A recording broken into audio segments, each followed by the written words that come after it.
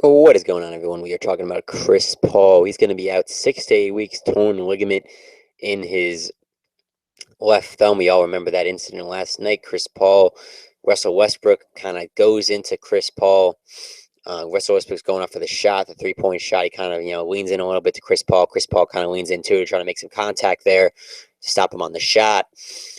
Paul's thumb seems to get jammed with Westbrook when he takes the shot, and now we get this news he's going to need surgery. He's going to be out 6 to 8 weeks. So 2 months without Chris Paul is not going to be good for the LA Clippers. They're already struggling right now, trying to find their identity. I just don't know if the championship window is really there, guys. I mean, people want to talk about, their chance of winning a championship is very low. Something that Max Kellerman said this morning on ESPN First Take, saying that it's like an illusion. That I don't know if that window was ever really open. And I really do agree with him on that point.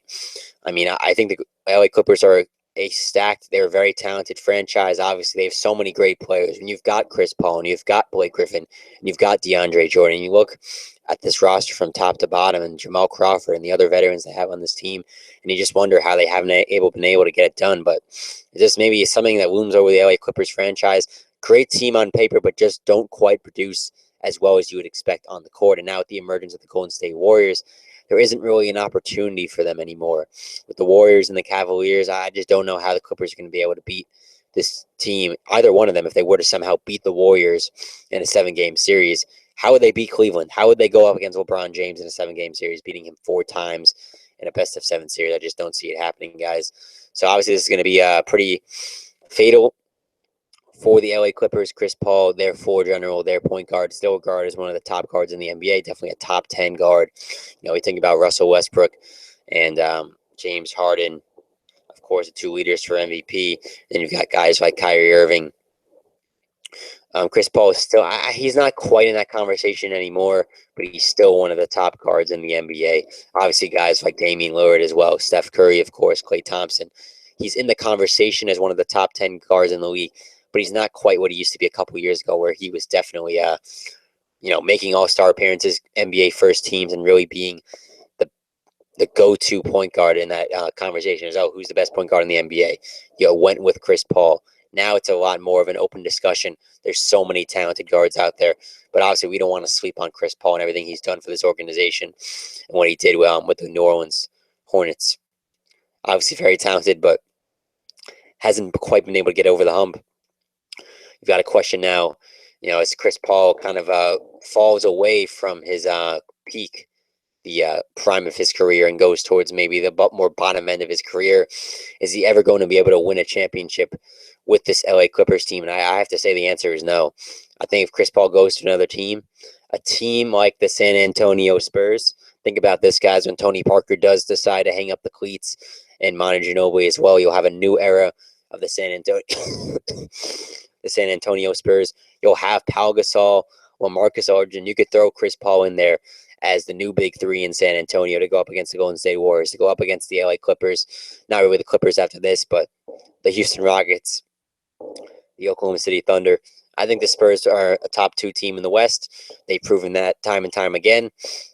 It'll be the Warriors and the Spurs that they do end up versing in the conference finals. We'll see what happens there. But this is just about talking about Chris Paul. We don't want to get ahead of ourselves. We've got a long season to go. Chris Paul is out 6 to 8 weeks. It's not going to help the Clippers. I'll give you that. Obviously, Blake Griffin has his injury issues as well. DeAndre Jordan, he's a great center. He is, but he doesn't quite take over the basketball game on any given night the way I feel he can. He has great numbers, don't get me wrong, but come postseason time, that's when it really matters. That's when you earn your money, and I can't really say DeAndre Jordan has earned his money in the postseason. None of these guys have really proven it, so they've got work to do. This season, he's doing pretty damn well, though. 12.3 points per game, 13.9 rebounds, averaging that double-double that we all expect from DeAndre Jordan. But Chris Paul is going to be out. It's not going to help them. Clippers are the 4 seed right now. It'll be interesting to see where they are at the end of this road in 8 weeks from now when Chris Paul is back.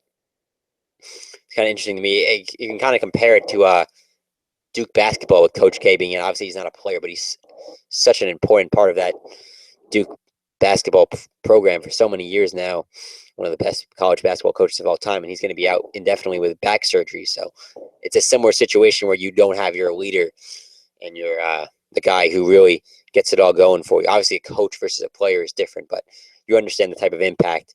If you watch college basketball, the type of impact Mike Krzyzewski has on the Duke Blue Devils, everything they do. And it's the same thing with Chris Paul with the LA Clippers. So it'll be interesting to see. 29-14 right now, 7 games back of the first place, 35-6 Golden State Warriors.